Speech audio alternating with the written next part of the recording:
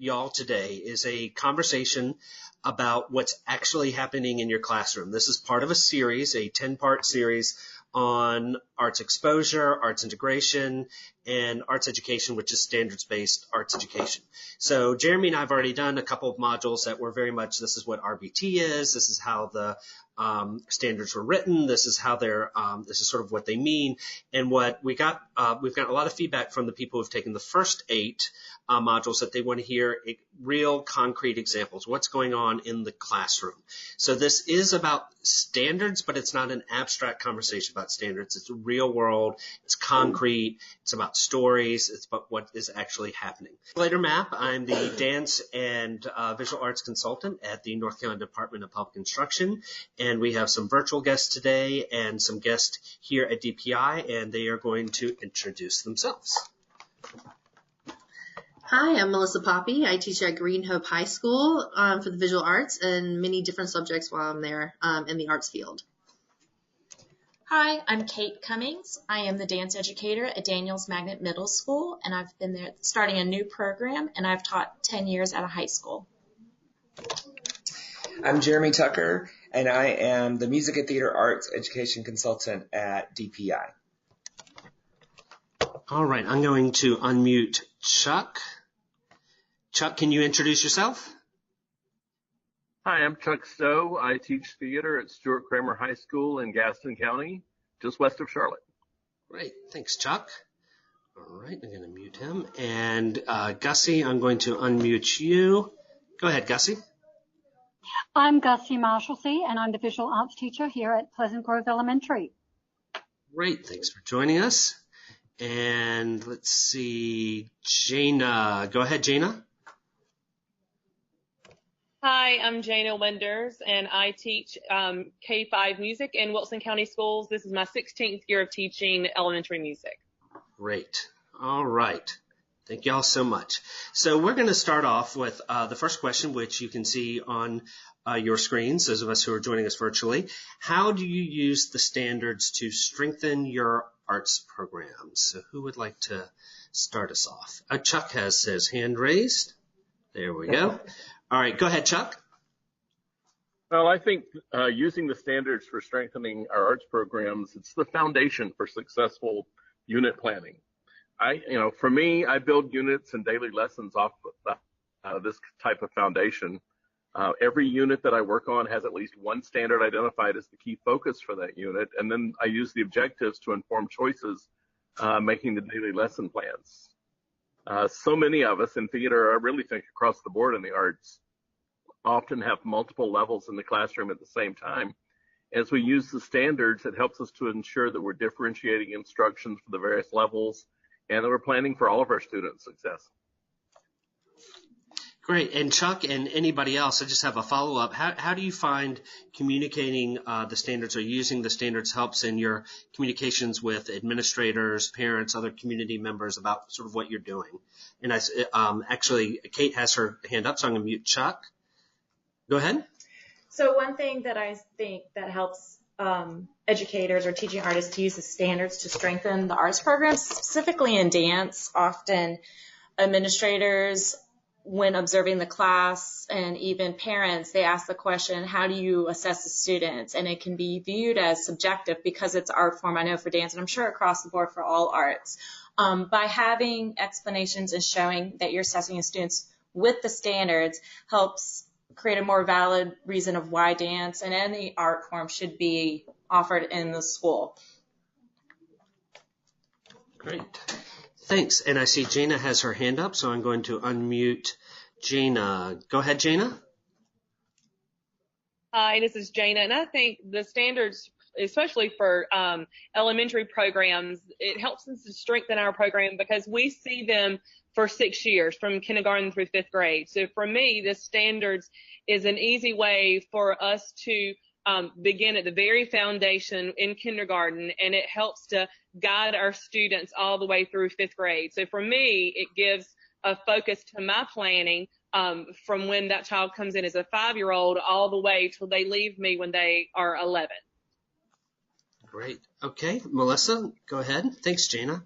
One of my favorite things about the standards is that they're very open in many ways of talking about vocabulary and critiquing and things of that sort. But one of the best things that I love about it is trying to find ways of collaborating with other people in the school and finding ways to connect it with the other standards across all disciplines and being able to show the students that art can be infused everywhere. And that's what our standards also have in their languages, being able to do that, whether it's civics and econ or U.S. history, things of that sort.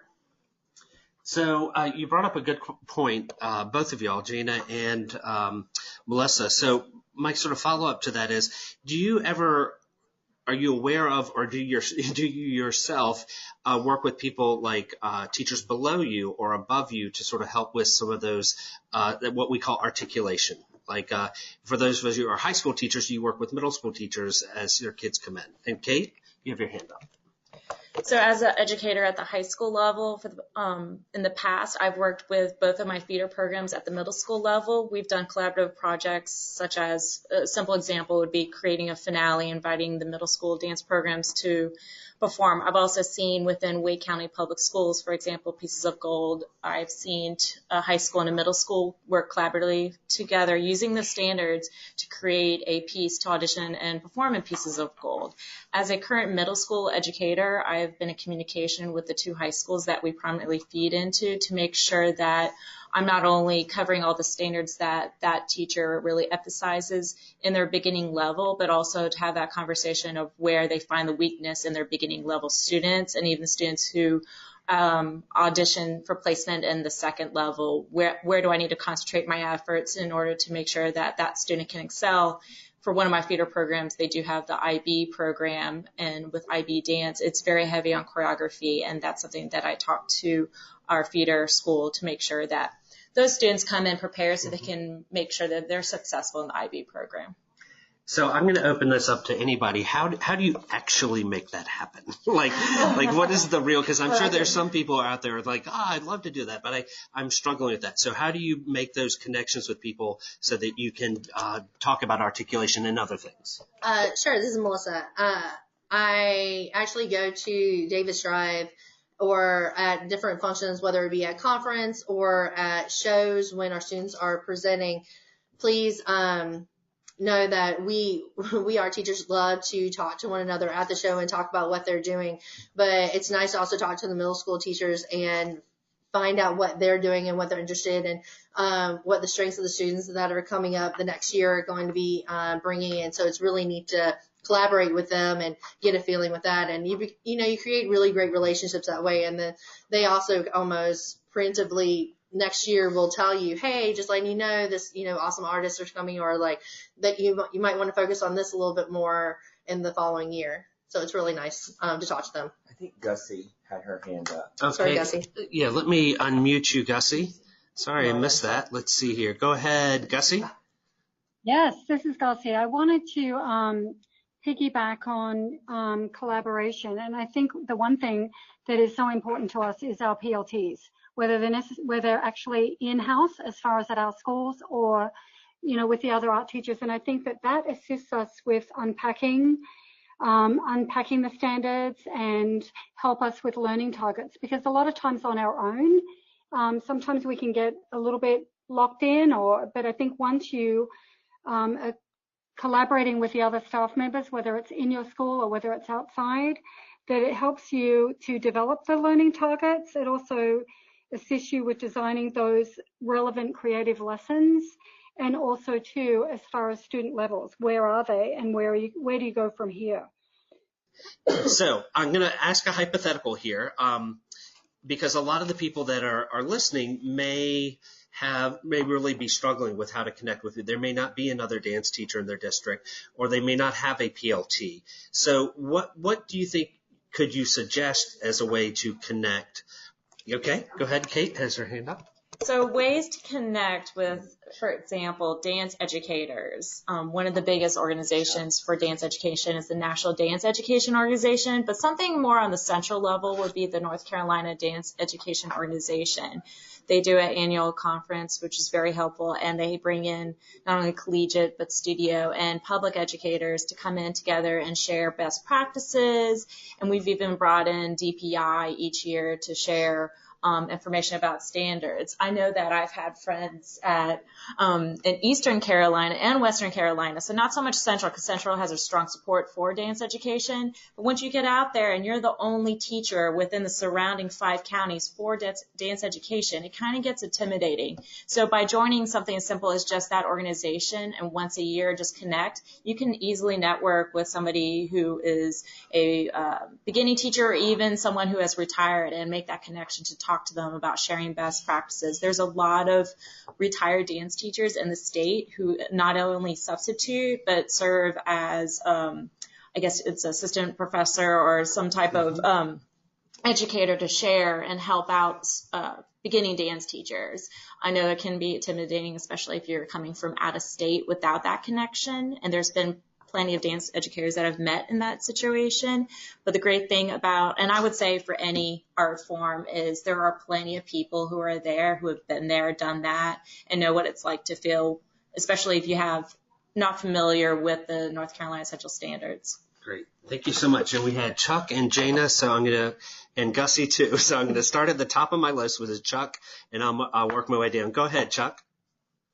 Hi, this is Chuck. I just want to piggyback off what she was just saying. And I think in all of our organizations, all of our disciplines, we have state level organizations that are serving our people. And for me, especially, there are only 4 other full-time theater teachers in our district. But being able to connect through the state organization and staying connected, utilizing, social media and other internet resources to stay connected, as well as when we can connect once or twice a year as we get together. Here in our district, we try to meet even though it's not a formal PLT, PLC, but we try to meet the theater and dance teachers meet together about once a month for a couple of hours after school and just strengthen and encourage and support one another. And we bounce ideas off it. We try to have everybody bring, what's something you need help with and what's something a solution that you can bring to the table, and just share and support and encourage one another. So to make it practical, just reaching out and staying connected, staying strong. Great. Thanks, Chuck. And I'm going to mute you, and we're going to move down to Jana, and then I'll come back to Gussie. Jana, go ahead. Yes, I think I could say ditto on everything that's just been said before. Not only reaching out, because we do all have our state organizations, but I think it's really important, as I think Chuck was saying, to reach out to those in your district. I'm in a district where there's not currently an arts coordinator and has not been for several years. So I think I found you have to be purposeful about encouraging your colleagues to want to meet. When you have several of us are split in between many different schools, and it's easy to kind of get caught up in the day-to-day activities.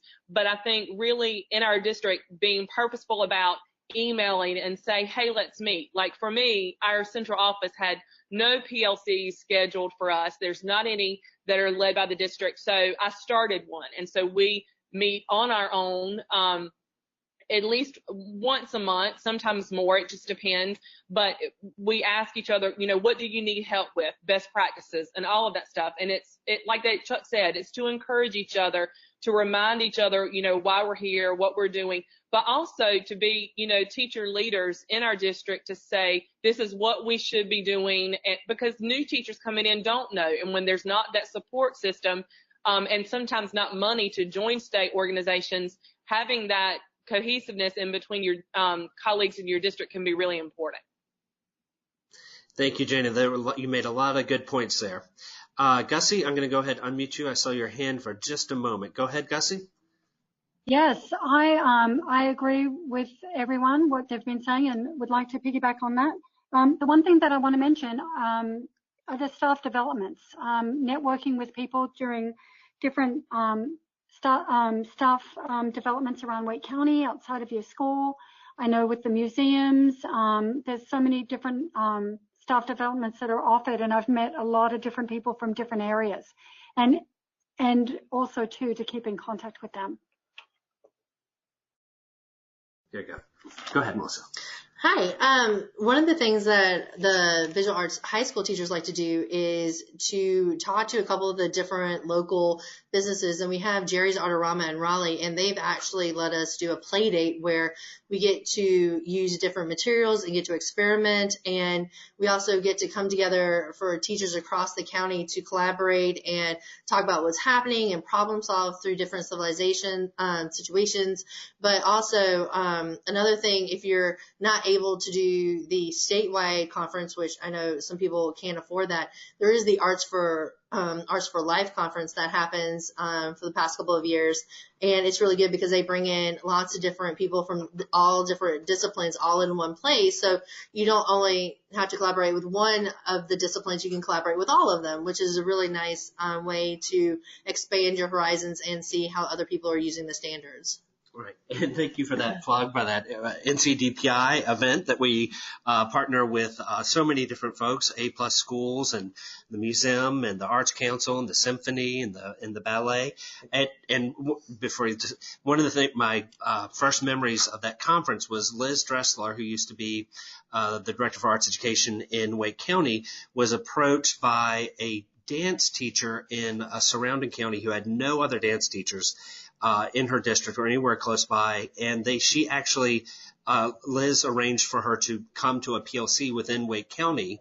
So even though that wasn't even the same county, she was able to find support. And that's often just because of, the kindness of strangers and things like that. But it's events like this, whether it's with a business or a PLC, where if you're open and you can work with people and you find the resources, it can work out. And you had something? Yeah, I just also wanted to say, and this is a plug and a shameless plug for the conference.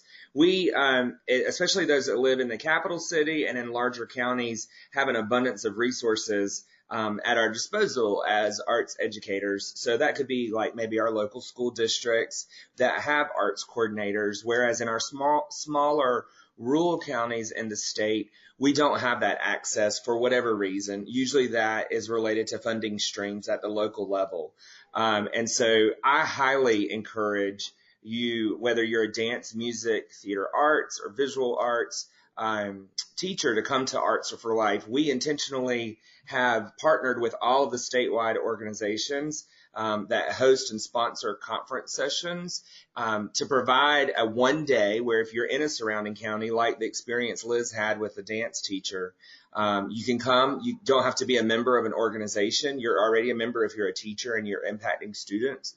And it's only $40. And if that's a lot, then we have ways. You contact us, and you can get, I think, 10 CEU credit hours for that day as well. So it's a shameless plug, but the core mission behind creating that professional development opportunity is to connect arts educators with the partner organizations, even if they don't have the resources to be a member of those organizations. And then, of course, network with their colleagues in the state. Right. Thank you so much. So yes, please join us for Arts Are for Life for a number of reasons, but one of which you can get 10 contact hours, which translates to 1 CEU. September 7th. September 8th. All right. Okay. So we are doing such a good job. That was question number 1, by the way.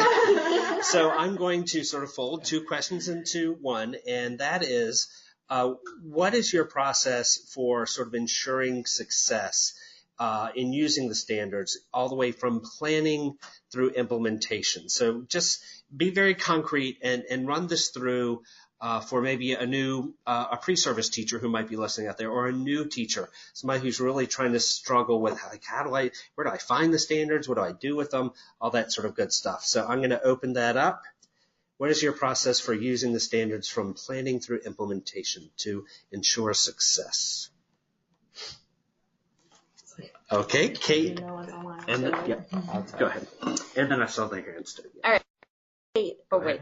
Are we good?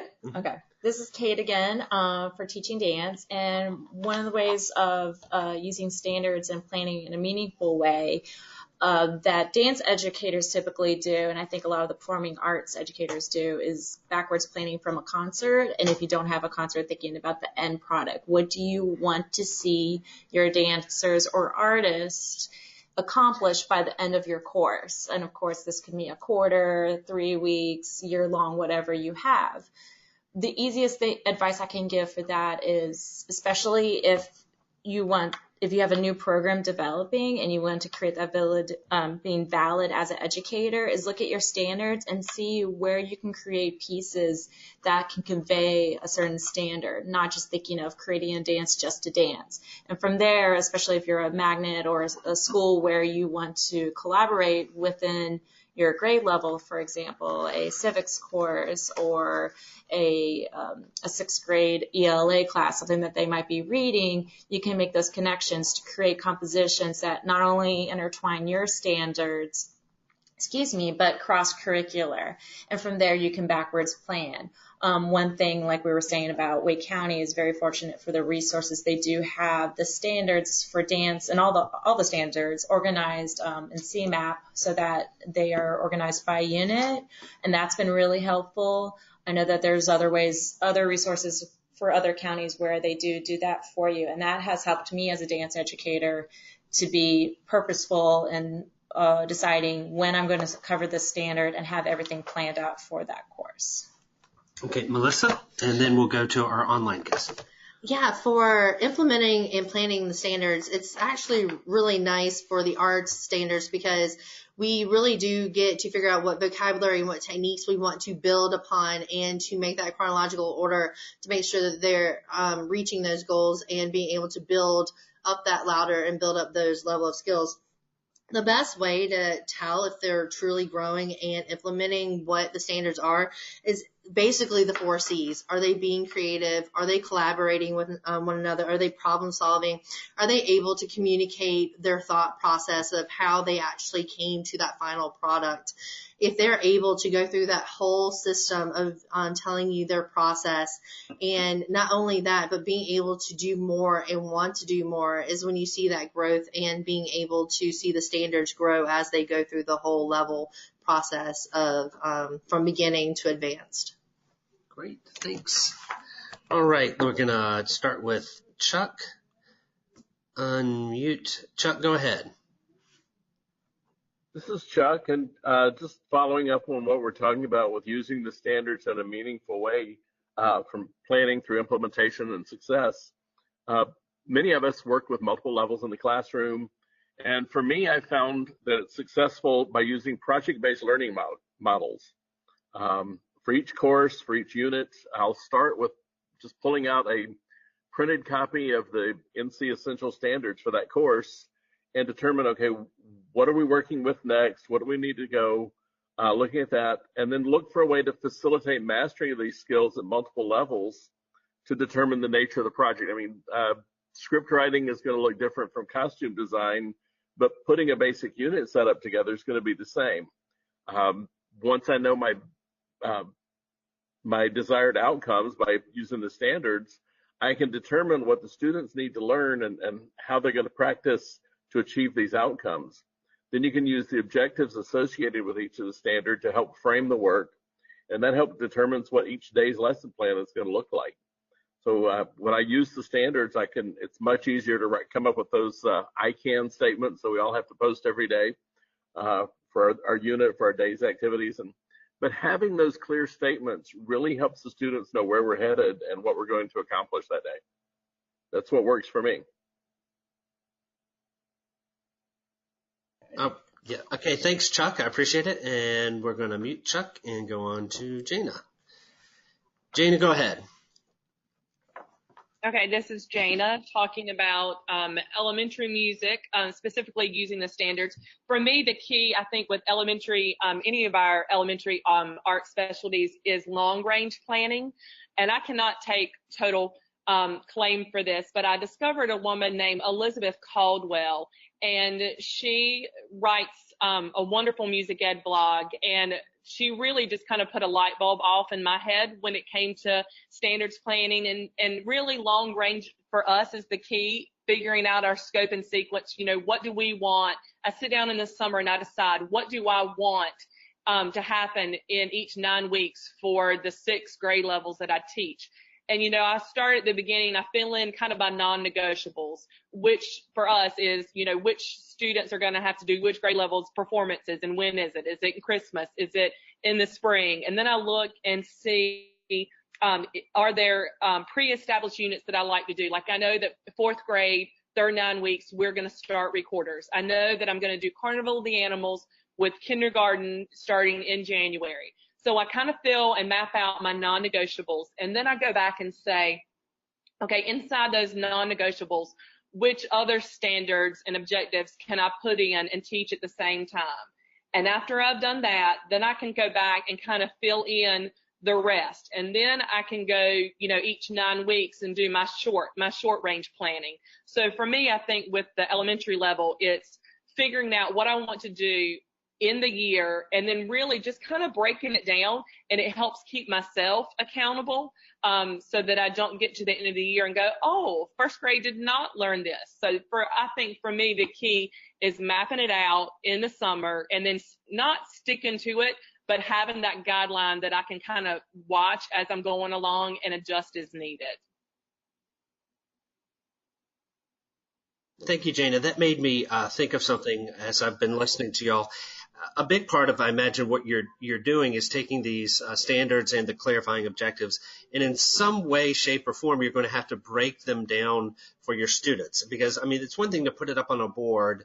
It's another thing to actually be teaching them. So what's that like for the people here in the room and virtually, in sort of taking something so specific and sometimes using not the best language for kids, particularly if they're in elementary, but how do you break that down for your kids, break the standards down for your kids?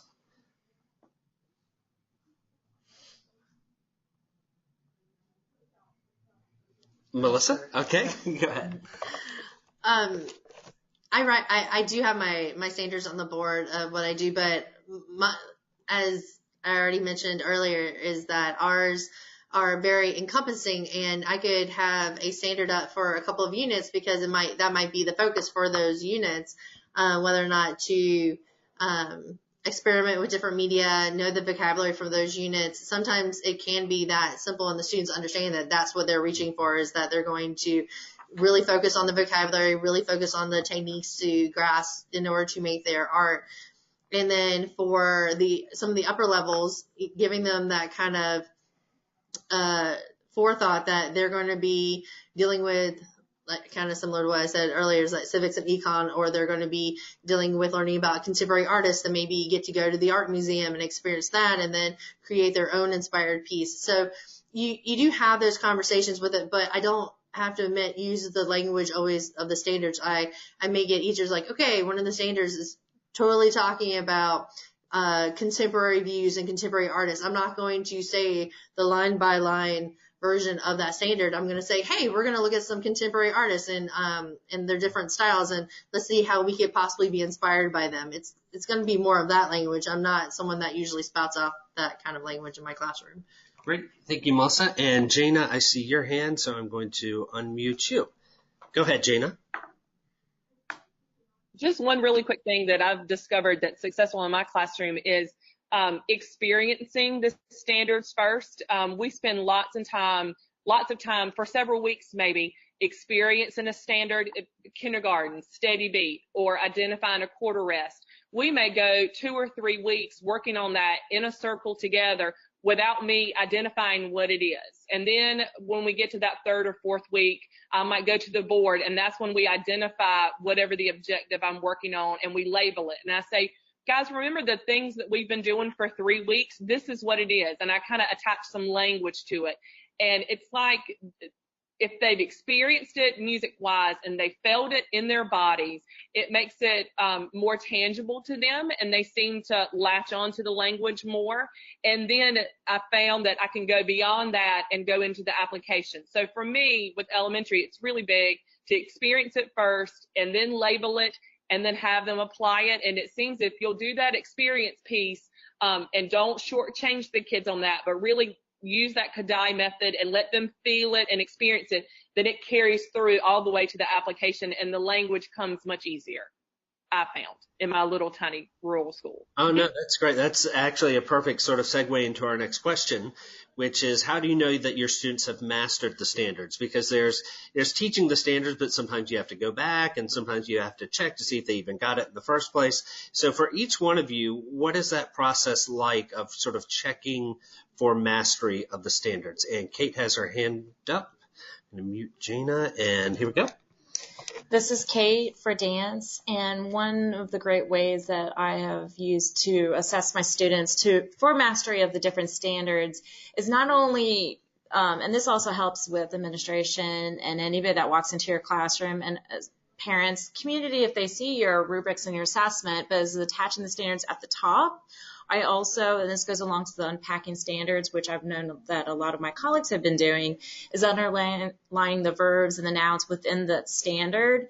For the middle school level, this really helps so the students know, for example, for 6th grade creation and performance standard 1.2 says create short dances that have a beginning, middle, and end, and that vary the use of dance elements. So students know that they will be creating, and then they see the beginning, middle, and end, and then that's in bold. So the students see that they have to know they have to have a beginning pose / entrance and an ending pose and entrance. And by students seeing that on the paper, and at this point we've already experimented with doing this through improvisation and then as a class, when they see this on their assessment at the end of that unit, they understand and it clicks in their mind that they know that they will be assessed that way. But at the same time, it's just like when she was talking about music, is experimenting with it first. I can also echo, I've done that at the high school level too. So it works K through 12. That's one of the biggest things is letting the students experiment with it, experience it first, and then from there, you can address the standards. I think that's a great practice that I also do in the dance classroom. Great. Thank you.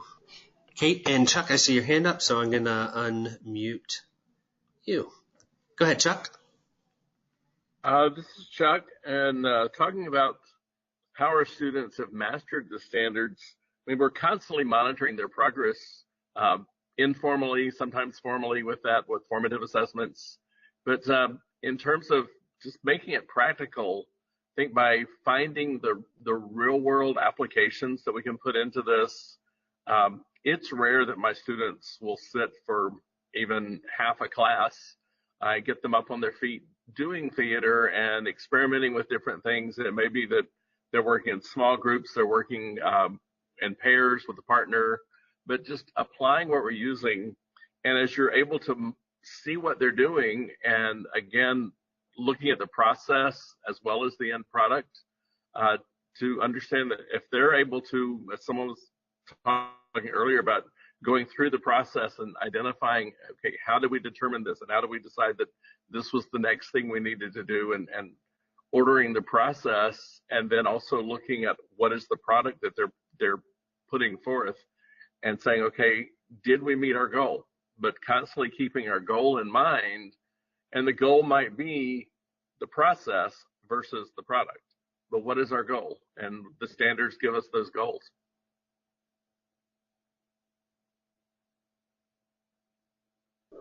Thanks, Chuck. All right. Anybody else? Okay. So the next question is always an interesting one. And we've invited you here because you tend to be very honest and open people. Well, you are very honest, you are very honest, open people. But this is a hard question for some teachers to answer because it has to be vulnerable in a sense. So what are some stumbling blocks that you have encountered that maybe other teachers could learn from? All right, Melissa's got her hand up first, all right? Being someone who went through the ASW process, making sure that the verb is measurable is sometimes really hard with the standards because, the administration is coming in and they're like, oh, so you're doing the standard, but really how are you going to measure that when the verb is hard to connect with that? And that's, that was one of the big things of, going through the ASW process and making sure that the verb that you are going for the standard is recognizable, and it's sometimes harder than you think when the verb could be analyzed, making sure that you could have that proof that they've analyzed, or I'm going through all the verbs in my head. I mean, create is very easy for us, or produce and things of that sort, but they want you to have that pre and then the post. And sometimes administrators don't always get the verb and how it's being used, and we have to show them that. And sometimes it's a little bit more difficult, especially when you get up using those different blooms of taxonomy verbs that they love to use. Sometimes they're really easy to do, and then sometimes they're not. Yes. Yeah, I think Gussie. Well said. And yes, we're going to go to Gussie first, and then we'll go to Chuck. Gussie, sorry we missed your hand there. Go ahead. Oh, that's okay. I'd like to piggyback on Melissa, because I think the ASW was a great learning experience for me. And of course, trying to figure out those verbs and really unpacking those, unpacking the standards and really having a true understanding of what they are. And I think also translating it into Kid Talk and those I can statements, and I think that's the thing that I've learned a lot from the ASW and from the standards.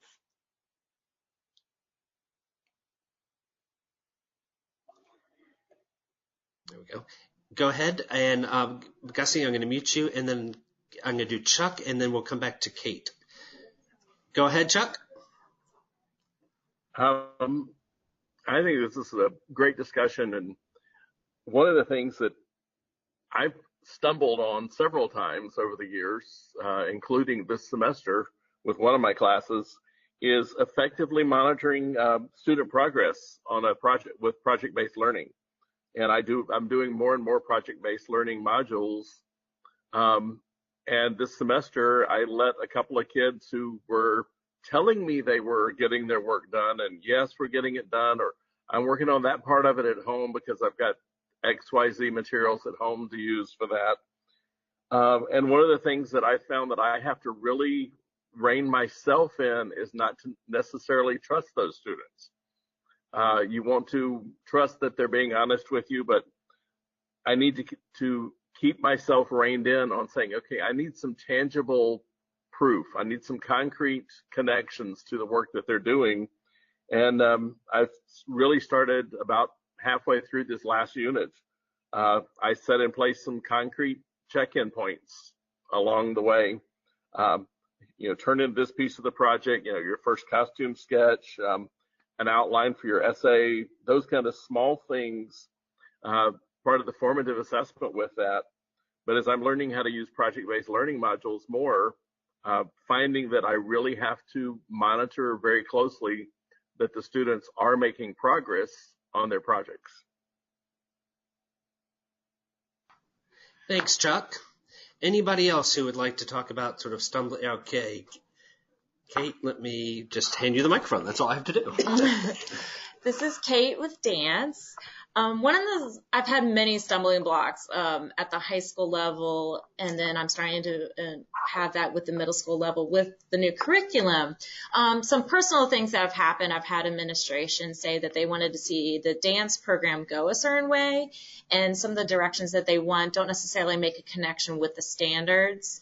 And that is something, as a dance educator, I've had to advocate to my administration in order to make sure that my students get a well-rounded dance education, especially thinking ahead if they would want to become a dance educator themselves or in dance performance. Another thing that I would say a lot of us arts educators experience across the state and in the country, especially for dance or performing arts, is you have location changes. Right now, I don't have a permanent classroom, so as I tell my students, we are homeless today, so we go find another location. So that also has to adjust where you are in your unit. You might not be dancing that day, and you can focus on other standards, but sometimes it puts a roadblock of where you're trying to create that alignment. The last thing that I've experienced personally that I think a lot of us in the performing arts is you are the performance group. You are the mouthpiece of I've had a colleague say the show pony of the school, and they want to showcase you, which is wonderful, and you love to, but you also want to have quality when you showcase that. And if you are having so many performances back to back during the day, in the evening, and you have to rehearse for that, you might lose that time to focus on covering certain standards. And as an educator, you're trying to make sure that you cover everything, but at the same time, you don't want your performing group to A, be exhausted, B, not look their best because of lack of rehearsals. So those are some roadblocks that I've experienced. As an educator and as you grow and learn, you have to be creative with how you plan, especially if you know what's going on in that school year for yourself within your program. Great. Thank you all so much. Just to make sure that our technology is working, is there anybody else that wants to add to this last question about stumbling blocks? Just raise your hand and we'll get to you. Everybody in the studio seems good here. Believe it or not, we have about 12 minutes left. And the last question is probably the one that we probably could have had a whole session on. But it's just, what are your stories about kids learning? What's their story about kids learning, specifically maybe, while you're using authentic sort of standards-based instruction? We all have these stories, and Melissa has her hand up, and I'm sure you all have something to say, and you can think about it. So, favorite kid stories? Hi, just reminding you, I teach high school visual arts, and I have to admit, I love telling stories about lessons that I've created with either collaborating with fellow teachers at my school or with my students, because sometimes I'll ask them of what different materials or subject matters they might want to play with.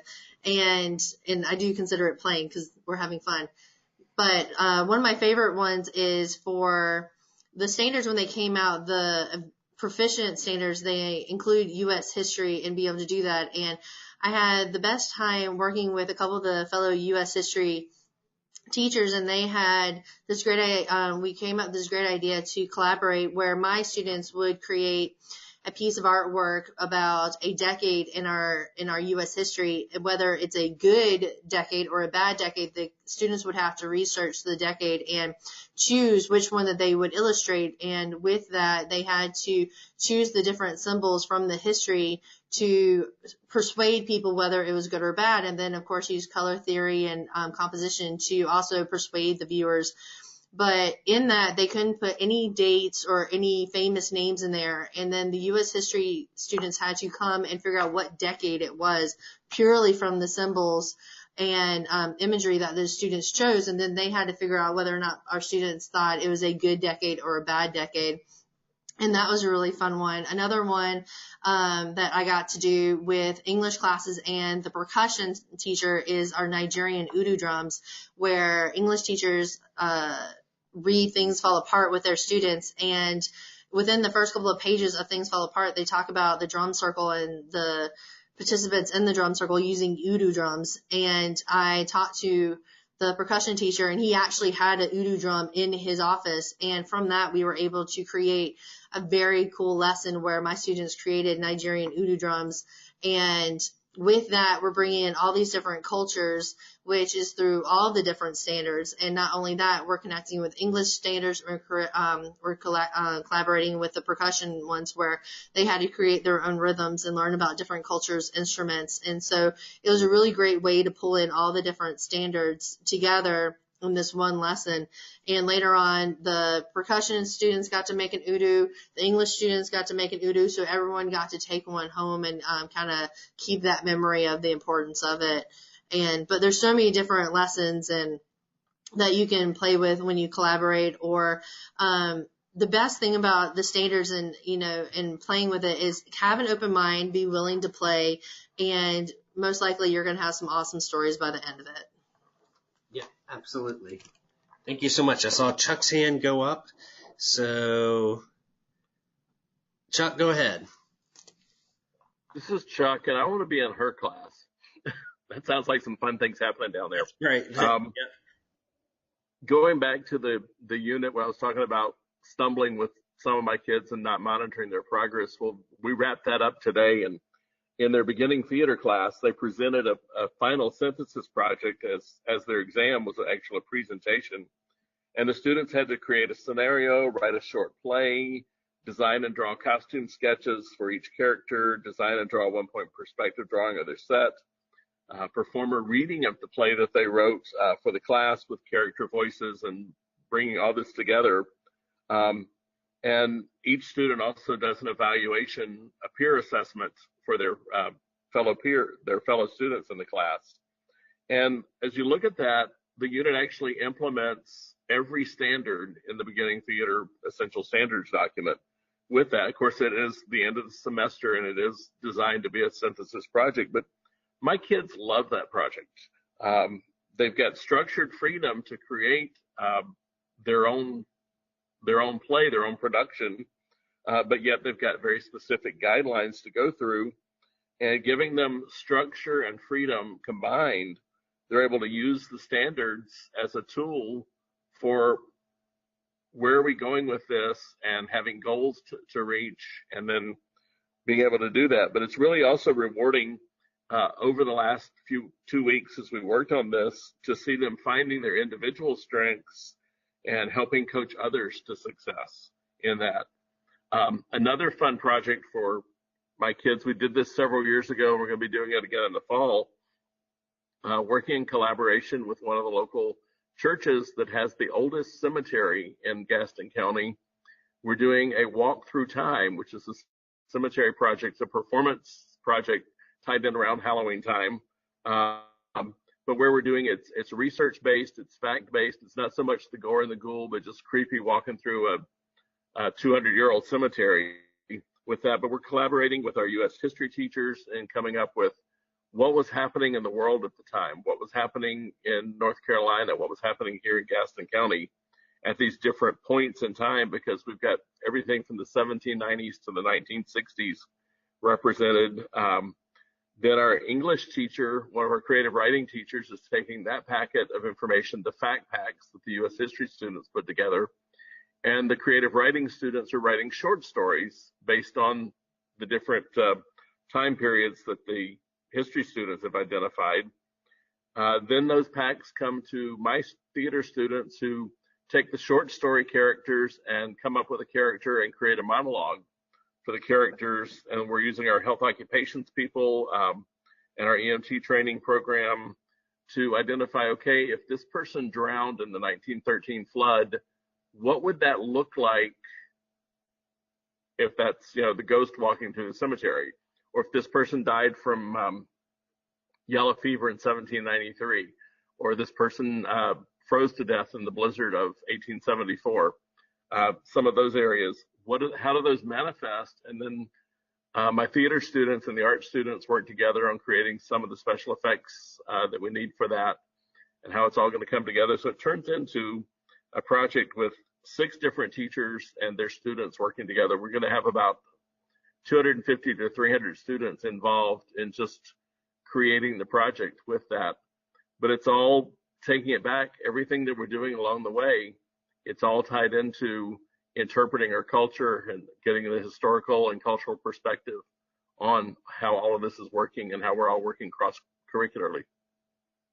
It turns into a really fun project. Well, yeah, this is great. So thank you so much, Chuck. I'm feeling inspired. I want to go out and teach a class like that right now. That just sounds amazing. All the different kids involved, all the different sort of iterations of different disciplines of artwork, and sort of passing from history to English language arts back to theater, and even tech theater as part of this, and building costumes and all this. It's just fantastic. Thank you so much. All right, I'm going to pass this. I'm going to mute you here and then open it up for Jana. Go ahead, Jana. Oh, hi. I agree. Completely want to take a trip and go see that performance because that sounds amazing. I will say, for me, I think my favorite stories, which I could talk about my kids for hours, are the light bulb moments. And not only the light bulb moments that we have in our class, but that they have across the grade levels, like when we are learning about certain instruments in first grade, and then I'm prepping them already for something that's going to happen in second grade. I love when they see the connection of that prior knowledge. It just kind of gives me goosebumps. I love when they learn about the treble staff in third grade, and then fourth grade we introduce recorders, and I say, oh, see all of this you've been learning in third grade? Look, now we're going to use it here in fourth grade, and when they can apply it, to me, those light bulb moments for those kids are what I live for. One unit that I particularly love happens in second grade with composition. When we come back after Christmas, we read the book Unique Monique. I worked for 6 years for Barnes & Noble telling stories, so I love to use literature in my classroom, and this little girl wants to stand out, and no matter how her school tries to control the way she looks, she finds ways to be unique. And then with my students, many which are ELL kids, English as their second language, for them, we talk about what makes us unique, and it's a class discussion, and they identify qualities about themselves that make them unique. Are they talkative? Are they quiet? And it's okay to be quiet or talkative. We talk about, are they little sisters or older brothers? And then we spend time developing 16-beat rhythmic compositions, like I am a big brother, and the kids talk all about themselves. We put rhythm with it, and then the kids are allowed to be in collaborative teams to add instruments to these projects. They do self-portraits as a collaboration with the art teacher, and then it's put up in lining the hallway going down the second grade classrooms of these gigantic pieces about what makes our second grade unique. It's been a project that I've done probably since my third year of teaching, and one of my absolute favorites. Another for me is building relationships with my kids. I love to travel, so world music and doing multicultural activities is really important to me. But for my kids, most of them have never traveled outside of our county, certainly not outside of our state. And so to me, being able to share my travels with my students during Squilt, we have something called Squilt at the beginning of our class, super quiet, uninterrupted listening time, where the kids are exposed to many different genres and styles of music. But for a semester, we'll work on music from around the world. And when I can show pictures to the children of myself in Italy or in France or in Brazil during carnival time, and then they listen to the music, for them that real world connection kind of hits. And if anything, for us in elementary, we kind of spark their interest for things. And so that's one that I love, is the contextual relevancy piece for us, working with music from around the world, and not only working with it, but kids seeing that we've been around the world and that they can go too. It's huge for elementary kids, I think. Thank you so much, Jana. So it's almost, it is 5 o'clock, just turned 5 o'clock. So we're right at our end. I've just been taking down a lot of notes. But one of the things I keep on coming back to that was so, I guess, shouldn't have been unexpected, but it was, is how much of today's conversation has been about like partnerships. It's not just about a single teacher opening a single door for a single child, that there are lots of teachers, lots of administrators, lots of people involved in helping reach your kids. And it has been thoroughly inspirational from my point of view. And I want to thank you all for coming today. This is a new thing that we're doing at DPI, and I think it's just a great idea to have real teachers come in and talk about what's really going on every day in the classroom. So